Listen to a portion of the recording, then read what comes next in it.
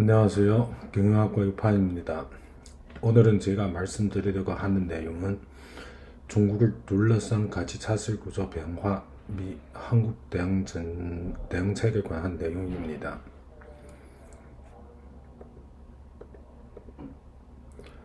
우선 제가 이 리포터 선택하는 이유는 중국 시정 성호에 대한 중국 내에 있는 뉴스를 보고 어느 정도는 알고 있지만 타국 학자 입장으로 중국 시장에 대한 평가는 알던 것과 차이가 있는 것이 이 리포트 읽어보고 알게 되었습니다. 세계의 제조 공장으로 기능해왔던 중국이 2015년 이후 중국 제조 2025를 통해 질적 도약을 선언했고, 중국 제조업이 단순 조립 가공에서 중간자의 생산 비중이 큰 거부가 창업으로 재편하감에 따라 글로벌 가치차슬 변화가 예상되었습니다. 이에 따라 한국 어떤 대응 전략에 취해야 할지 이 리포트를 통해 여러분한테 알리려고 하는 것은 저희 발표의 목적입니다.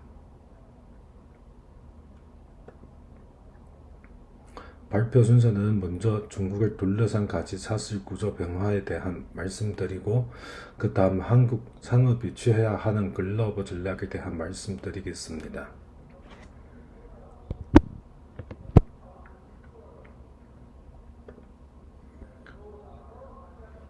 그림 1 보시면은 대중국 FDI는 2001년도부터 2010년까지 10년 동안 연평균은 10.9% 성장을 하였고, 그 후 10년 동안을 2.7% 성장에 그치며 2020년 기준이 1493억 달러를 기록하였습니다.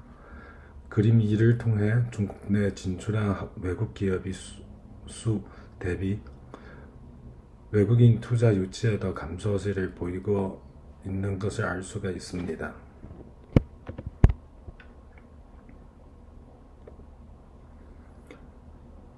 중국이 임금 상승과 세제 혜택 축소 등 생산 비용이 가파른 상승으로 중국 내 비즈니스 환경이 변화함에 따라 외국 기업은 물론 중국 기업도 생산 시설 해외 이전하는 추세가 커지고 있습니다. 특히 2018년 이후 미국은 중국산 수입품에 대한 최대 25%의 고율 관세를 부과한 바 있으며, 이러한 통상 분쟁이 향후에도 지속될 가능성이 보이고, 중국에서 제3국으로의 생산시설 이전 추세를 더욱 가속시켰습니다.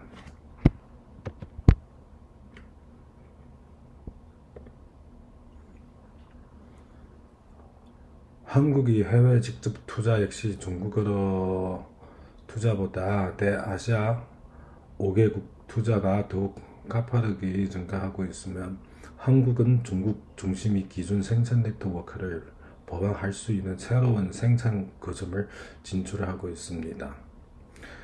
그림 보시면 2011년부터 2020년까지 최근 10년간 한국 대중국 해외 투자 금액의 연평균 1.9%의 증가에 머문 반면에 아시아 5개 국가로 투자는 6.5%로 큰 폭 성장하고 있는 것을 알 수 있습니다. 5개 국가는 인도네시아, 말레이시아, 필리핀, 태국, 베트남입니다.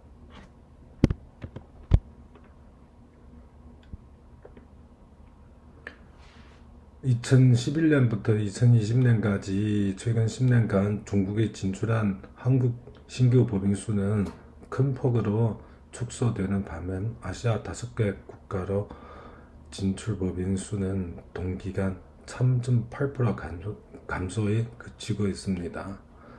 중국에 진출한 한국 신규 법인 수는 2007년까지 2,000개를 상회를 하였으나, 금융위기 동안 가파르게 줄어들기 시작하면 2009년 이후 낮은 수준에서 감소세를 지속하다 2020년들은 246개를 기록하였습니다.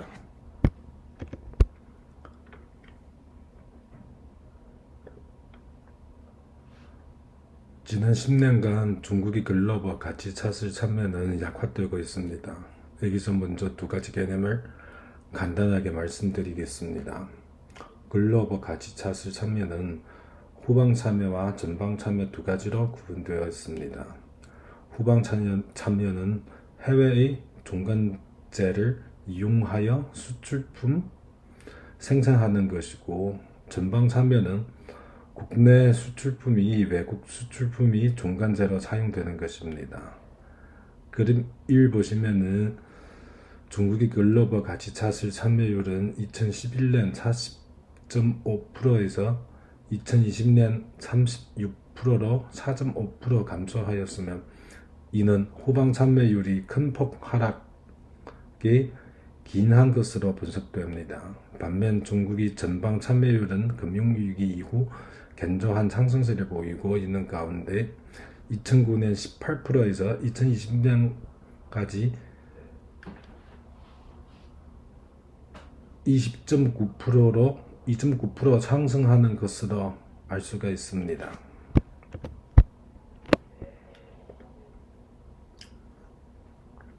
중국의 기술력 향상으로 작업이 가능해진 정유 및 거유 기술 중간재 수출 비중이 상승하였으며, 최근 4년간 하이테크 중간재 수출이 가장 빠르게 증가하는 양상을 보입니다. 그림 1 보시면 금융위기 이후 저유 기술 중간재 수출 비중이 점차 하락세를 보이는 반면에 정유 및 거유 기술 중간재 수출 비중이 상승세를 보이는 가운데, 특히 2013년을 기준으로 저유 기술과 고유 기술 중간재는 비중이 격차를 확대하기 시작하였습니다. 최근 4년간 고유 기술 품목의 연평균 증가율은 저유 및 고유 기술 품목 대비 2배가량 크게 증가를 하고 있는 것으로 알 수가 있습니다.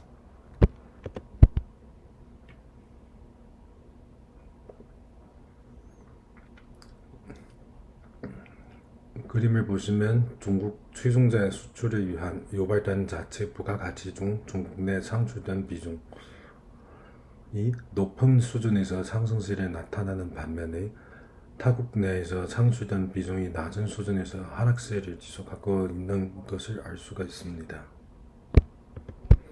중국이 기술력 제고로 그동안 수입은 의존했던 중간재를 국내 조달 이 크게 개선되고, 중국 중간재 수출 비중이 확대되는 한편 소득 수준이 상승으로 최종재를 내수 시장에서 소비할 수 있는 인력이 커지면 최종재 수출 비중이 감소하고 있습니다. 그림 보시면 중국은 2000년에 들어서 산업 구조를 전환이 진전됨에 따라 최종재 조립에 필요한 중간재의 수입이 크게 둔화하고 중간재 내조달 지수가 상승 수시를 보입니다.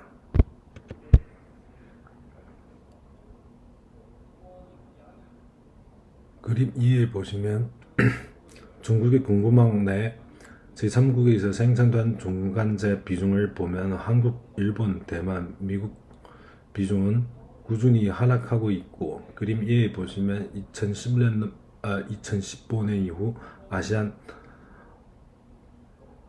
5개 국가의 비중은 뚜렷한 상승세를 보입니다.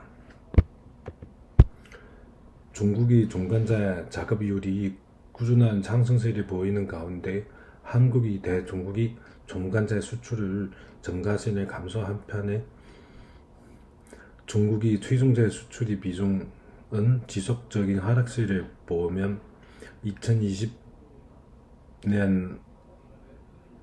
54.3%를 기록하였습니다. 한국 대 중국 중간재 수출 증가율은 2001년도부터 2010년까지 10년 동안 연평균 18.2%에 육박하였으나 2011년부터 2020년까지는 10년간 연평균 4.1% 기록하며 급격히 하락하고 있습니다.